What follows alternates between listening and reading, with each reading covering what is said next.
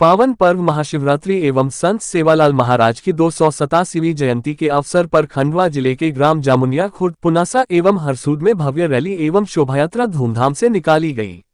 Gram Jamuniya खुर्द में भगवान भोलेनाथ की बारात अत्यंत श्रद्धा, उत्साह और भक्ति भाव के साथ निकाली गई। समस्त समाज बंधुओं एवं ग्रामीणों ने बढ़ चढ़कर भाग लिया और वातावरण हर हर महादेव एवं संत सेवालाल महाराज की जय के जयघोष से गूंज उठा। इस पावन अवसर पर राजेश राठौड़, प्रदेश अध्यक्ष बंजारा समाज संघ एवं घुमंतु कार्य मालवा प्रांत खंडवा जिला संयोजक, गरिमामयी उपस्थिति रही। कार्यक्रम सफलतापूर्वक एवं शांति व्यवस्था के साथ संपन्न हुआ। हर हर महादेव, संत सेवालाल महाराज की जय।